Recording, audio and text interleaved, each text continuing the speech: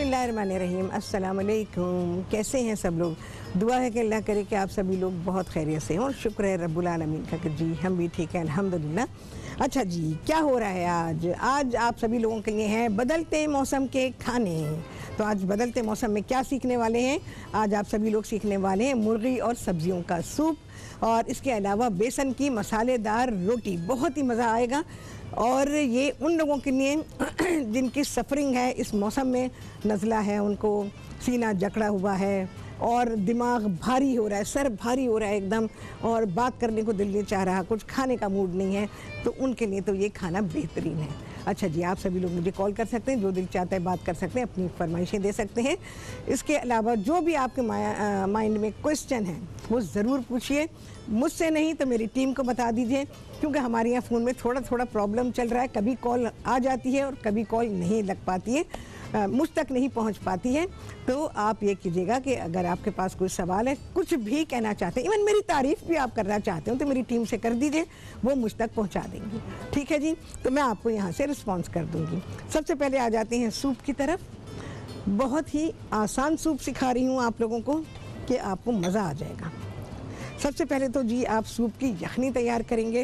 कुछ भी नहीं डाला, मुर्गी का गोश्त लिया, हड्डियों के साथ, देसी मुर्गी हो तो ज़्यादा बेहतर है, और उसके बस ऐसे ही आप टुकड़े करवा लें, छोटे बड़े जैसा दिल चाहे वो टुकड़े करा लें, क्योंकि हमें उसके टुकड़े नहीं चाहिए, बाद में तो हमने हड्डी से गोश्त को अलग कर देना है। अच्छा, इसके अलावा सिर्फ एक बड़े साइज़ की प्याज ली मैंने, और तकरीबन 500 ग्राम आप मुर्गी का गोश्त ले लीजिए, और उसको हमने एक साथ पकाने के लिए रख दिया। प्याज को भी और गोश्त को भी, जो मुर्गी का गोश्त था उसको भी पानी डाला, पका लिया। अच्छा, कलर आपको इसका थोड़ा सा डार्क नज़र आएगा, इसकी बस कुछ वजह हो गई थी जिसकी वजह से ये डार्क हो गया है। तो लेकिन आपने दोनों चीज़ों को एक साथ उबालना है, कोई तीसरी चीज़ नहीं डाली गई है, सिंपल यखनी तैयार की गई है। अगर आपके पास 500 ग्राम गोश्त है तो इसमें आप डाल देंगे तकरीबन 6 कप पानी, थोड़ा सा कुकिंग ऑयल, और इसको पका लेंगे। उस वक्त तक पकाएंगे जब तक कि मुर्गी का गोश्त भी गल जाए और अच्छी यखनी तैयार हो जाए। एटलीस्ट इसको 45 मिनट से 50 मिनट लगते हैं, घंटा भर पका लें, कोई मसला नहीं है। ठीक है, आपके पास बहुत ही अच्छी सी यखनी तैयार हो जाएगी। मिली जुली सब्जियां हैं ये तकरीबन 2.5-3 प्याली हैं, जिसमें गाजर है, शिमला मिर्च है, बंद गोभी है। इसके अलावा भी कोई दूसरी सब्ज़ी लेना चाहें तो आप ले सकते हैं, और हरी प्याज है जिसको कि मैं अभी शामिल नहीं करूँगी, इसका काम जो है वो आखिर का है। इसके अलावा ज़रा सा हरा धनिया इस्तेमाल करेंगे और नमक डालेंगे। चाहें तो थोड़ी सी ब्लैक पेपर डाल सकते हैं, लेकिन मैं इसमें ब्लैक पेपर नहीं डालूँगी। जब सूप तैयार होगा तो फिर बताऊँगी कि मैं इसमें क्या डालने वाली हूँ, क्योंकि ये सूप जो तैयार हो रहा है ये सिर्फ सूप नहीं है, ये ग़िज़ा भी है, ये दवा भी है। तो इसलिए जब ये सूप तैयार होगा तो फिर मैं आपको बताऊंगी कि इसमें आप क्या शामिल करेंगे। तो ये आपके बंद नज़ले को, आपके बहते हुए नज़ले को, आपके जकड़े हुए सीने को, आपकी खुश्क खांसी को, आपकी बलगमी खांसी को कैसे फ़ायदा देने वाला है। ठीक है जी, तो ये सूप बेहतरीन लाजवाब बना के रख सकते हैं। थिन सूप है, गाढ़ा सूप नहीं है, तो इसको टाइम टू टाइम आप पी सकते हैं। अच्छा, आपने देखा मैंने ऑयल कितना कम इसमें शामिल किया है। ऑयल बड़ा नाम होगा। तो ये देखें, मेरा हाल भी देखें। तो ये जो कैफियत हुई भी है ना, ये सिर्फ मेरी नहीं, बेशुमार लोग इसमें मुब्तला हो चुके हैं और रहेंगे, क्योंकि अब जो मौसम चल रहा है तो ये आगे भी चलता रहेगा, ऐसे सारी सर्दियाँ चलेंगी ऐसे, तो ये कैफियत रहेगी। तो ये सूप आपको काम आता रहेगा। सबसे सिंपल सूप है, और इसको आप बना के रख लीजिए। 2 दिन का बना के फ्रिज में रख सकते हैं, ढेर सारा बना लें, सारे घर वाले पिएँ, क्योंकि हमारे यहाँ तो ऐसा सोचते हैं कि भाई जब कड़क की सर्दी होगी, बर्फ़ पड़ेगी कराची में, तब सूप पिएंगे, ऐसा होता है। ठीक है ना, तो जबकि ऐसी बात नहीं है। अच्छा, जिस सब्जियों को सिर्फ थोड़ा सा सौते करना है कि ये थोड़ी सी विल्टेड हो जाए, यानी थोड़ी सी नरम हो जाए। उसके बाद ये जो पक्की हुई यखनी है, अच्छा हमने पका लिया था, इसको छाना, छानने के बाद प्याज को अलग कर दिया, क्योंकि अब उसका कोई काम ही नहीं था, बेकार हो चुकी वो, जितना अर्क था वो सारा निकल आया। और मुर्गी का गोश्त भी अलग कर दिया, इसको छान लिया। और बस निकाल लिया। अब इसमें मैं सिर्फ यखनी को ही शामिल करूँगी। आपको पता है प्याज का कितना बड़ा काम है, और हरी प्याज का या वो वाली प्याज जिससे हम सालन पकाते हैं, उस प्याज का इस रेसिपी में कितना बड़ा रोल है। आपको पता है प्याज जो है वो बलगम को छांटने में, अब आप कहेंगे कि छांटना, बलगम छांटेंगे, ये लैंग्वेज है, ये प्रोफेशनल लैंग्वेज मैं यूज़ कर रही हूँ कि बलगम को निकालने में बहुत ही मददगार होती है। इसके लिए मैं आपको एक चीज़ बता देती हूँ, जब भी बहुत ही ज़्यादा खांसी हो रही, चाहे खुश्क है चाहे बलगमी, उसके लिए आप प्याज को घिसें, उसका कपड़े में अर्क थोड़ा सा निकाल लें और शहद मिलाकर 1 से 2 चाय के चमचे जिसको खांसी हो रही है उसको दें पीने के लिए। यकीन जाने बहुत फ़ायदा होगा। जिसका बलगम नहीं बन रहा वो बनेगा, बलगम बनेगा, जिसका बन चुका है वो निकलेगा बाहर। तो ये चीज़ें करने से आपको बहुत ही फ़ायदा होगा। चलिए जी, मैं इसमें डाल रही हूँ जो हमारी यखनी तैयार है। ओए होए, ये तो बहुत ही बड़ा है जी। मैं अपना लेडल यूज़ करूँगी। किचन में समझदारी बड़ी ही ज़रूरी है। वैसे तो बेवकूफ़ियाँ होती रहती हैं, मुझसे भी हो जाती हैं, लेकिन फिर भी प्रेजेंस ऑफ माइंड बहुत ही ज़रूरी है। मैंने प्याला नहीं उठाया, ये है, मैं प्रेजेंस ऑफ माइंड की बात कर रही हूँ। और इसमें मैंने यखनी को शामिल कर दिया। बस पूरी की पूरी यखनी जाएगी, थोड़ी देर ये पकेगी ताकि सब्जियों का फ्लेवर, उसके सारे फ़वाइद इसमें शामिल हो जाएं। बस फिर हम बकिया काम करेंगे। चलो, अब इसका वज़न हो गया है कम, तो अब मैं उठा सकती हूँ। बिस्मिल्लाहिर्रहमानिर्रहीम।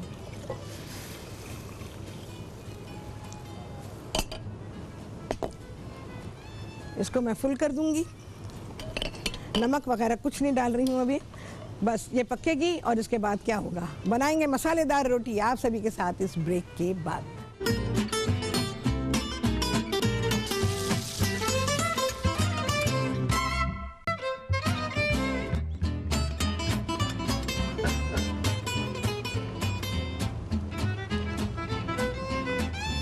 जी, वापसी हो गई है ब्रेक से और आप सभी को कहती हूँ बहुत ही खुशामदीद अपने प्रोग्राम में। अच्छा जी, सूप ऑलमोस्ट हमारा तैयार है। सब्जियों को बहुत नहीं पकाना है। देखें जी, सब्जियों की शक्ल ऐसी हो जानी चाहिए। कोई सब्ज़ी भी ऐसी नहीं है कि जिसको ज़्यादा पकाया जाए, गलाने वाली कोई बात ही नहीं है। अच्छा जी, बहुत ही ज़रा सा जाएगा इसमें हरा धनिया,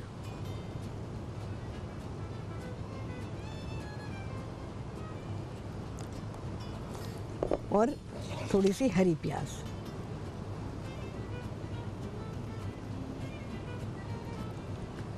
उसका हरा पार्ट भी है, वाइट पार्ट भी, दोनों पार्ट चले गए हैं।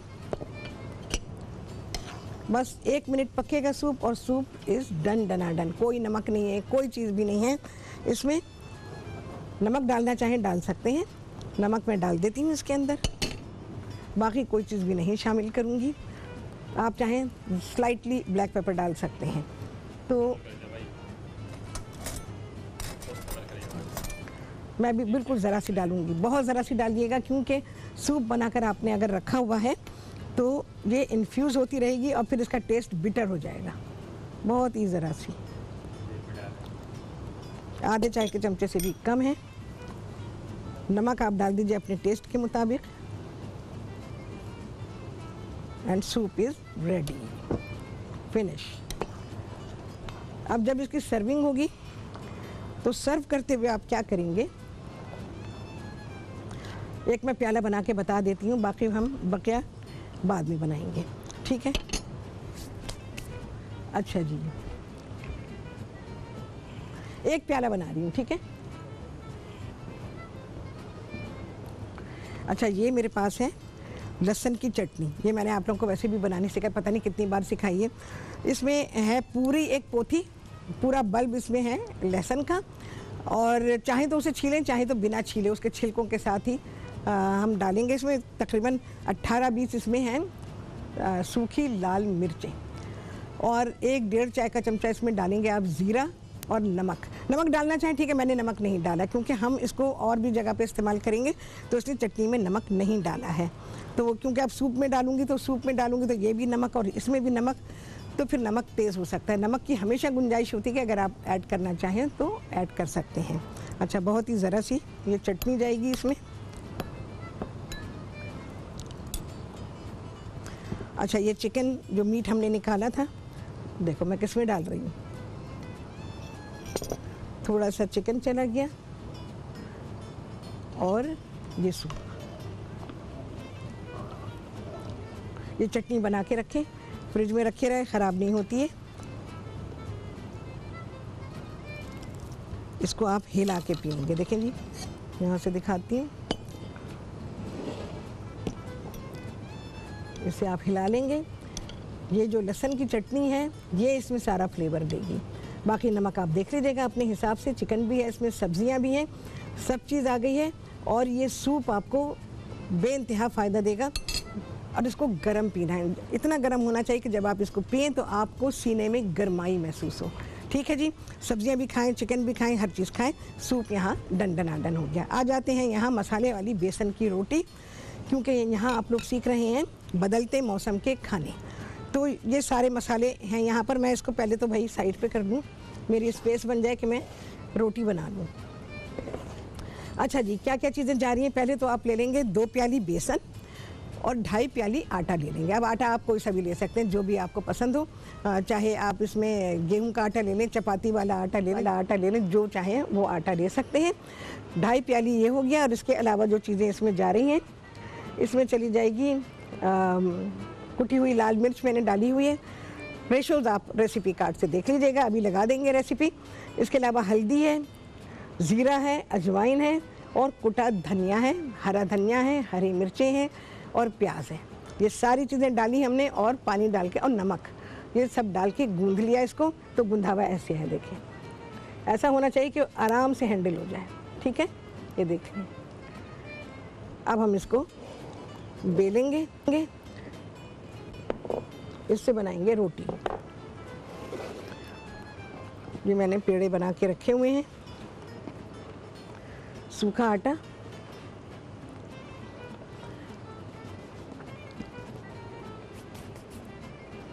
बहुत बड़ी बड़ी रोटियां ना बनाएं, क्योंकि बन नहीं पाती, फिर रोटी टूटती है तो फिर आप लोगों को परेशानी होती है। तवा मैंने गरम करने रखा हुआ है। तवे के बारे में बताऊं, जैसे हमारे पास लास्ट टाइम कॉल आई थी। अच्छा, ये इसके किनारे इवन नहीं होंगे, क्योंकि इसमें बहुत सारी रफ़ चीज़ें हैं। जैसे इसमें प्याज है, हरी मिर्च है, हरा धनिया है, रफ़ हैं ये चीज़ें ना, तो वो इसको शेप नहीं देंगी। ये नॉनेस्ट है, लेकिन आप लोग जो हैं, हमें लोहे का तवा रखें। लोहे के बर्तनों में बड़ा फ़ायदा है। एक तो सबसे बड़ी बात ये होती है कि जो भी हम खाना पकाते हैं उसमें आयरन ऐड होता है। उससे हमारे खानों में आयरन शामिल हो जाता है। वो ग़िज़ा जो है हमारे लिए अच्छी होती है। जैसे मैं तांबे के बर्तनों का बताती हूँ, सेहत के लिए जो अच्छे बर्तन हैं तो वो तांबे के बर्तन हैं और लोहे के बर्तन हैं। ठीक है, तो आपने ये बर्तन ख़रीदने हैं, अगर ख़रीदने हैं तो। अगर है आपके पास तो ठीक है, कोई मसला नहीं है। अब आपके पास आपने नॉन स्टिक ले ही लिया है तो अब तो भुगतना है ना, तो ठीक है, इसी से गुजारा करें। अच्छा, इसमें क्या करेंगे, हमने अंदर कुछ नहीं भराई करनी है। यहाँ मैं रोटी पर मक्खन लगाऊंगी। जब ये तवे से गर्म होगी।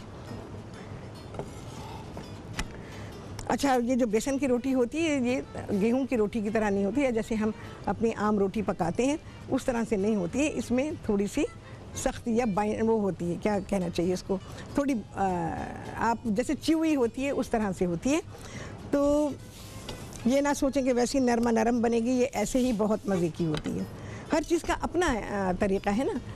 अब जैसे गेहूं की रोटी बनाते हैं वो अलग तरह बनती है, बेसन की अलग तरह बनती है। चलें जी, आ गया है ब्रेक।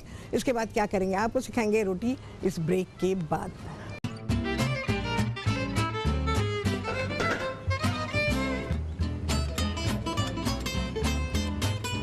हाँ जी, वापसी हो गई है ब्रेक से और आप सभी को कहती हैं बहुत ही खुशामदीद अपने प्रोग्राम में।